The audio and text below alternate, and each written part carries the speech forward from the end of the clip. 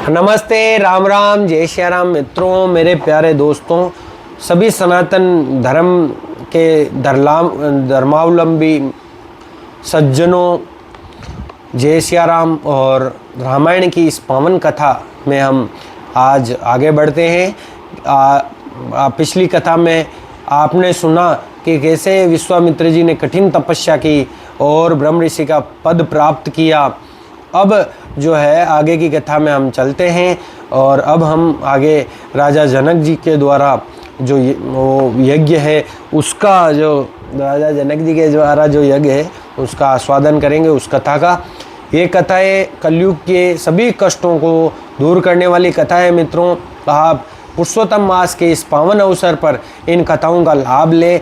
ये रामायण की विश्वामित्र जी की जो वाल्मीकि कृत रामायण जो है और विश्वामित्र जी के द्वारा जो भगवान राम विश्वामित्र जी के सानिध्य का आनंद ले रहे हैं, भगवान विष्णु के अवतार हैं और वो विश्वामित्र जी के सानिध्य का आनंद ले रहे हैं, तो हम बस यही कहेंगे कि भगवान हमें भी अपने सानिध्य का आनंद प्रदान करें, चाहे जो स्वरूप में दे, उनकी कथा के स्वरूप में दे, जो भी स्वरूप में दे वो दे।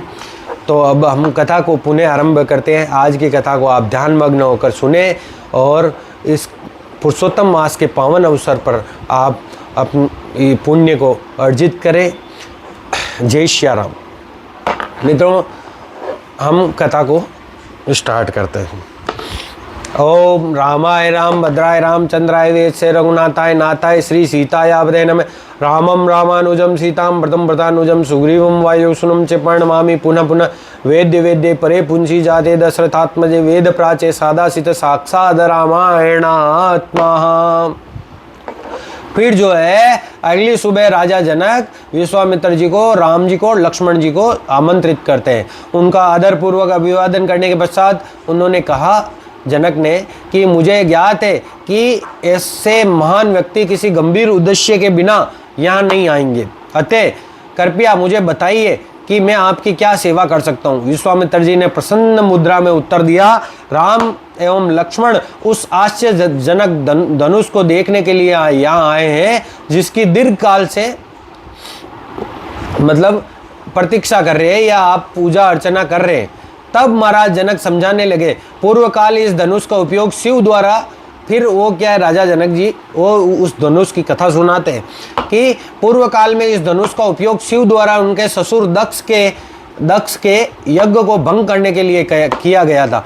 उसके भाग के यज्ञ फल में उन्हें उनके मतलब यज्ञ के फल के मतलब उन्हें वंचित किए जाने पर महादेव ने क्रोध में यह धनुष उठाया था और उन्होंने देवताओं का विनाश कर देने की धमकी दी थी महादेव जी ने, क्योंकि उन्होंने यज्ञ में महादेव जी को भाग नहीं दिया था। इसके लिए देवताओं का विवेक जागृत हुआ और शिव को शांत कर पाने में वो सफल हुए। फलस्वरूप शिव ने यह धनुष उन्हें सौंप दिया। तत्पश्चात देवताओं ने इस धनुष को मेरे पूर्वज देवराज को सौंप दिया, जो महाराज निमि के वंश के थे। उन देवराज को वो धनुष सौंप दिया। शिव के धनुष की कथा सुनाने के पश्चात महाराज जनक ने एक दूसरी रोचक कथा और सुनाई। एक समय जब मैं यज्ञ क्षेत्र को स्वर्ण के हल से समतल कर रहा था, यज्ञ का जो क्षेत्र है उसको सोने के हल से समतल कर रहे थे, तब मुझे धरती से एक शिशु कन्या मिली जिसे देखकर मैं विस्मित हो गया। मैंने उसका नाम सीता, मतलब सीता यानी हल्की लकीर, मैंने उसका नाम सीता रखा। सीता हल्की लकीर को बोलते हैं, तो वही नाम माता सीता का राजा जनक ने रख दिया और उसे अपनी पुत्री मानकर पालन पोषण किया। युवा होने पर विवाह के इच्छुक अनेक योग्य राजकुमार उसके साथ पढ़ने का प्रस्ताव लेकर आए। क्योंकि मेरी पुत्री कोई साधारण कन्या नहीं है, मैंने राजकुमारों को बताया कि मेरी कन्या से विवाह करने के लिए उनके महान पराक्रम का होना आवश्यक है। इसके लिए मैंने उसके सामने शिव का धनुष रखकर प्रत्यंजा चढ़ाने के लिए कहा, तो कोई भी उसे पकड़ ना सका और ना उठा सका। फिर उसे मतलब मोड़ने या प्रत्यंजा चढ़ाने के विषय में तो कहना ही क्या है, जब वो उठा ही नहीं सकते, मतलब हाथ में पकड़ ही नहीं सकते, तो फिर उसे मोड़ना या उसके साथ कुछ करना तो मतलब असंभव सी बात थी अन्य राजकुमारों के लिए।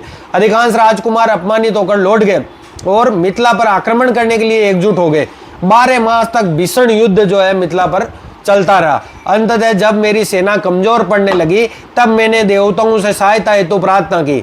मेरी प्रार्थना के फलस्वरूप उन्होंने कृपा पूर्वक सेना भेजी और उसे देखते ही शत्रु भय के कारण पलायन कर गए। चूंकि राम शिव के धनुष को देखना चाहते हैं, अतः मैं उसे इसके सामने लाऊंगा। यदि राम इस आश्चर्यजनक धनुष पर प्रत्यंजा चढ़ाने में समर्थ होंगे तो मैं प्रसन्नता पूर्वक अपनी सुंदर पुत्री सीता का हाथ उन्हें दे दूंगा। शीघ्र ही 500 शक्तिशाली पुरुषों ने उस विशाल धनुष को खींचा और एक पिटारे मतलब वो धनुष का मतलब जहाँ जो मतलब वहाँ पे राजा राजकुमार आए हुए थे वो खींच के सीता जी को पाने के लिए प्रयास करते रहे। 500 से अधिक शक्तिशाली जो राजा थे उन्होंने उस धनुष को खींचा जो एक पिटारे में बंद था और 8 पहियों वाली एक गाड़ी पर रखा हुआ था। विश्वामित्र द्वारा राम को पिटारा खोलने के लिए आमंत्रित किए जाने पर सहस्त्रों व्यक्ति उन्हें देखने के लिए एकत्रित, हजारों व्यक्ति उस सभा में जो थे वो देखने के लिए वहां पर एकत्रित हो गए। जब राम धनुष को प्रशंसा पूर्वक निहार रहे थे तब महाराज जनक ने उन्हें सावधान किया। बड़े बड़े देवता, दैत्य, राक्षस, यक्ष, गंधर्व, नाग सभी इस शक्तिशाली धनुष को झुका पाने में असफल रहे तो एक साधारण मनुष्य इस पर प्रत्यंजा चढ़ाने में कैसे सफल होगा। जब राम मुस्कुरा रहे थे तब उनको मतलब राजा जनक ने जो है वो मतलब सावधान किया। मतलब भगवान राम के ऐसा कोई चिंता ही नहीं थी क्योंकि वो खुद विष्णु के अवतार थे। तो राम जी ने मतलब खेल खेल में अपना बायां हाथ धनुष के मध्य में रखा और उस विशाल जन समूह में उपस्थिति में उन्होंने सरलता से उस धनुष को पिटारे में से उठाया। फिर धनुष को ऊपर की ओर उठाकर क्षण भर में 1 सेकंड में उसकी प्रत्यंजा चढ़ा दी और उसे बलपूर्वक झुकाकर मध्य से इतनी सरलता से उस धनुष को तोड़ दिया जितनी सरलता से एक हाथी का बच्चा गन्ने को जैसे तोड़ देता है। धनुष टूटने की भयंकर ध्वनि ऐसी थी मानो कोई पर्वत फटकर नष्ट हो गया हो। ध्वनि की तीव्रता के कारण विश्वामित्र, जनक, राम और लक्ष्मण को छोड़कर अन्य सब भूमि पर गिर गए और मूर्छित हो गए। धनुष के टूटने पर अत्यंत प्रसन्नता पूर्वक महाराज जनक ने विश्वामित्र से आग्रह किया कि राजा दशरथ को सीता और राम के विवाह का निमंत्रण देने के लिए संदेशवाहकों को अयोध्या भेजा जाए। 3 दिवस पश्चात जब वे महाराज दशरथ की राज्यसभा में पहुंचे संदेशवाहक, तब उन्होंने राम द्वारा धनुष के तोड़े जाने तथा सीता के साथ उनका विवाह तय किए जाने की घटना का पूरा वर्णन सुनाया। यह सुनकर महाराज दशरथ जो है अत्यंत प्रसन्न हो गए, खुश हो गए महाराज दशरथ।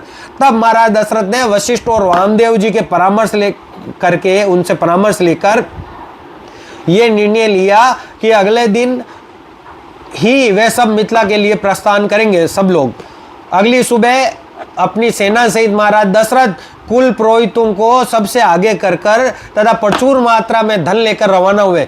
4 दिनों की यात्रा के पश्चात वे मिथिला की सीमा पहुंचे। उन्हें आता देखकर राजा जनक बाहर आए और महाराज दशरथ का राजोचित स्वागत किया।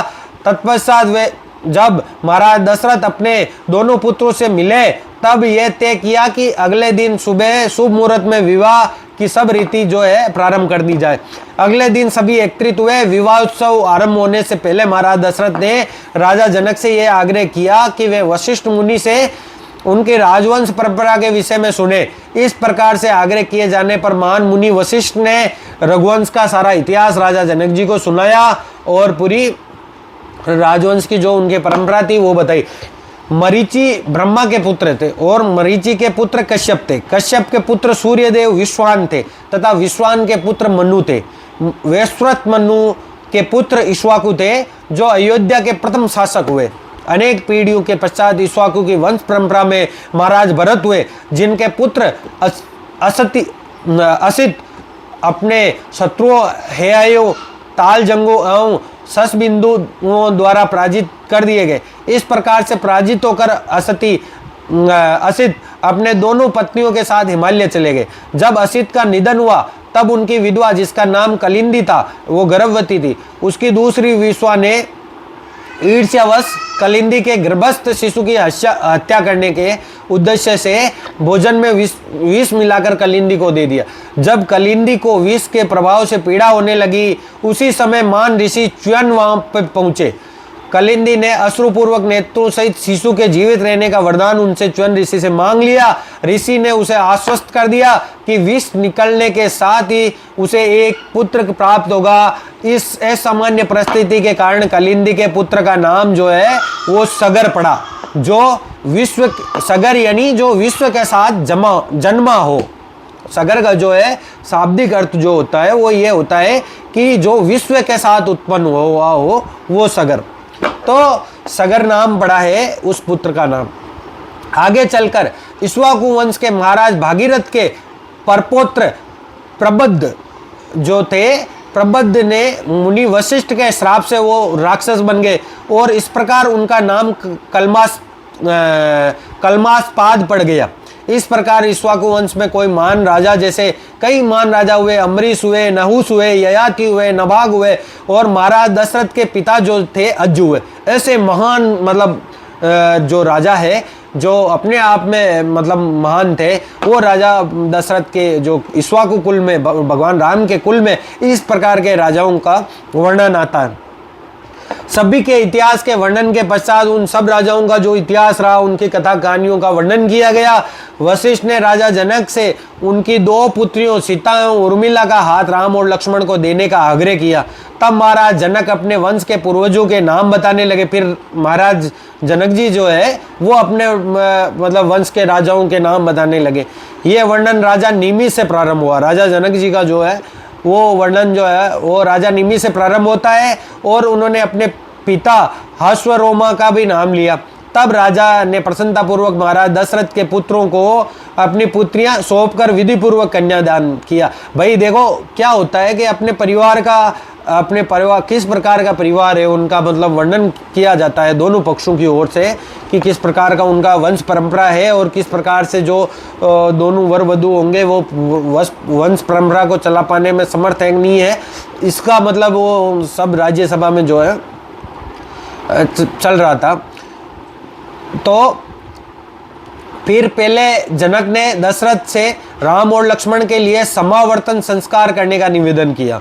इस संस्कार के अनुसार समावर्तन संस्कार क्या होता है, इस मतलब इसके अनुसार जब विद्यार्थी गुरुकुल से लौटकर आता है वापस, जब वो गुरुकुल मतलब ब्रह्मचार्य यानी मतलब शिक्षा, ब्रह्मचर्य जो होता है कई लोग बोलते हैं ना ब्रह्मचार्य का पालन करते हैं। ब्रह्मचार्य का मतलब होता है गुरुकुल में वैदिक शिक्षा ग्रहण करना, उसको बोलते हैं। वैदिक शिक्षा को ग्रहण करने को ही ब्रह्मचार्य बोलते हैं। तो उम्र के 20 सालों तक किसी भी विद्यार्थी को ब्रह्मचार्य का पालन करना और किसी भी दिशा में उसका ध्यान नहीं जाना चाहिए। सिर्फ वैदिक शिक्षा या जो शिक्षा आधुनिक शिक्षा बोल दो, जो भी शिक्षा की ओर ही, शिक्षा अर्जित करने की ओर ही उसका ध्यान होना चाहिए, वही ब्रह्मचर्य होता है।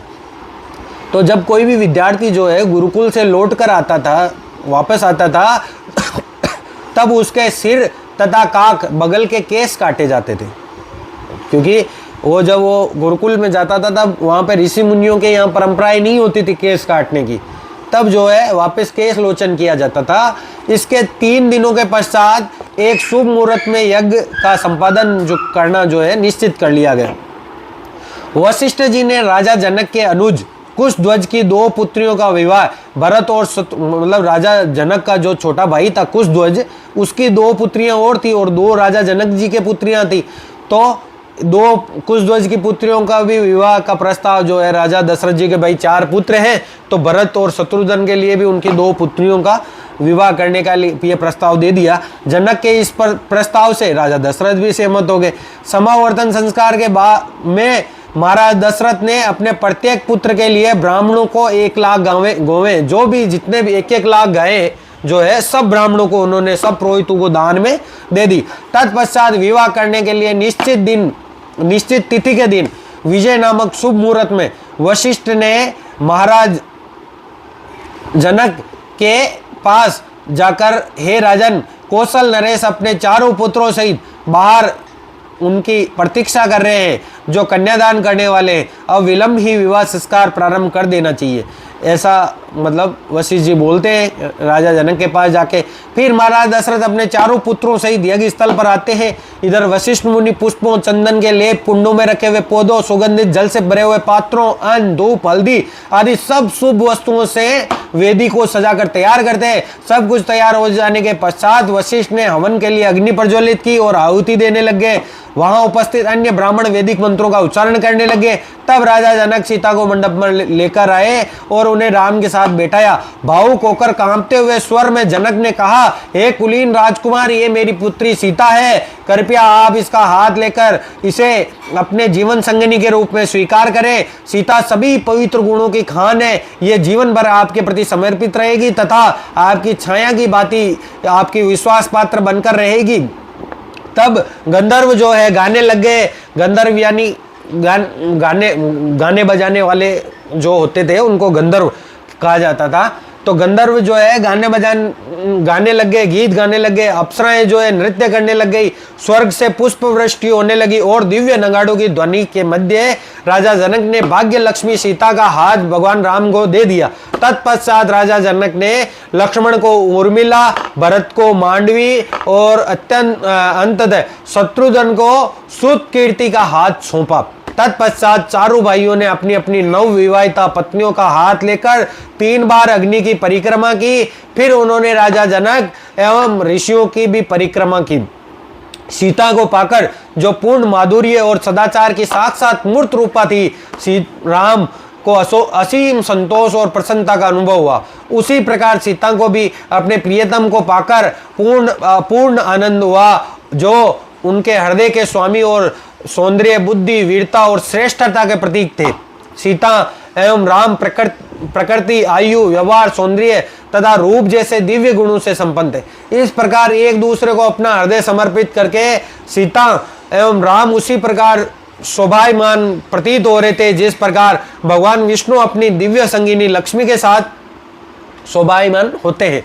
भव्य विवाह उत्सवों का आनंद आज भी सब जगह ऐसे इसी प्रकार से विवाह उत्सवों का आनंद कलयुग में आज भी सब जगह उठाया जाता है। ये परंपरा भी भगवान राम के विवाह उत्सव से ही आरंभ हुई है। भगवान ने कृपा पूर्वक स्वयं ये प्रदर्शित किया है कि स्त्री पुरुष सफल विवाह का आनंद ले सकते हैं जब वे भगवान सेवा के उद्देश्य से संग करे। अगर वो भगवान की सेवा के उद्देश्य से संग करे तो वो ऐसा आनंद भगवान के जैसा ही आनंद ले सकते हैं। श्वान एवं बिल्लियों की भांति, मतलब कुत्ते और बिल्लियों की भांति मनुष्यों का संयोग मात्र यौन संतुष्टि के लिए ही नहीं होना चाहिए, क्योंकि पशुओं के पथ पर भय, पीड़ा और पुनर्जन्म विद्यमान है। अतएव प्रत्येक सभ्य समाज में शांति के लिए और सर्वश्रेष्ठ समाजों में भगवान विष्णु की मतलब भगवान विष्णु में, भगवान राम में जो जीवन है उसके हेतु धार्मिक रीतियों के अनुसार सुखी विवाहित जीवन जो है उसकी व्यवस्था की जानी चाहिए। नित्य पति पत्नी के रूप में राम और सीता संबंध अविभाज्य है। भौतिकतावादी कभी कभी भगवान राम के बिना ही भाग्य की देवी लक्ष्मी जी की आराधना करना चाहते हैं और उन्हें पाना चाहते हैं, किंतु ऐसा कभी संभव नहीं है। राम के बिना सीता दुर्गा के स्वरूप में परिवर्तित हो जाती है। अगर आप भगवान विष्णु के बिना अगर लक्ष्मी को पाना चाहते हैं तो वो दुर्गा के रूप में परिवर्तित हो जाती है। दुर्गा भौतिक शक्ति की मूर्त रूपा है और उनके आलिंगन का अर्थ है मृत्यु का आलिंगन, समझ रहे। तो किंतु यदि हम भगवान राम या भगवान कृष्ण को या भगवान विष्णु को प्रसन्न करने के लिए ध्यान करें तो भाग्य की देवी स्वतः उनके साथ ही प्रसन्न होकर आ जाएगी। पारिवारिक संबंधों सहित एक सफल जीवन का रहस्य है कि भगवान पर केंद्रित जीवन तथा उनकी सेवा करना ही हमारे प्रयासों का उद्देश्य होना चाहिए। दिवसोत्सव समाप्त होने के पश्चात विवाह दल ने रात्रि को विश्राम किया। अगली सुबह विश्वामित्र मिथिला छोड़कर हिमालय के लिए चले गए। तत्पश्चात दिन में राजा दशरथ अपने चारों पुत्रों और उनकी पत्नियों सहित राजा जनक द्वारा प्रचुर मात्रा में दिए गए दहेज को लेकर फिर वहां से अयोध्या के लिए प्रस्थान करते हैं मित्रों। तो इस प्रकार से भगवान राम का विवाह जो है वो संपन्न होता है। और आगे की कथा में हम भगवान राम के विवाह के उपरांत उनके जो मतलब युवराज और मतलब उनके महाराज दशरथ के जो है वो राजपाट के लिए चिंतित होना और फिर भगवान राम को कैकेयी के द्वारा वनवास की कथा हम आगे इस प्रकार से सुनेंगे। मित्रों, ये पुरुषोत्तम मास के शुभ अवसर पर मैं कथा आपको सुना रहा हूँ। ये बहुत ही कष्टों का मतलब जो है कष्टों को, भौतिक कष्टों को, दुखों को ख़त्म करने वाली ये कथा आप सुनकर अमृतपान का आनंद स्वयं अनुभव करें। जय श्री राम।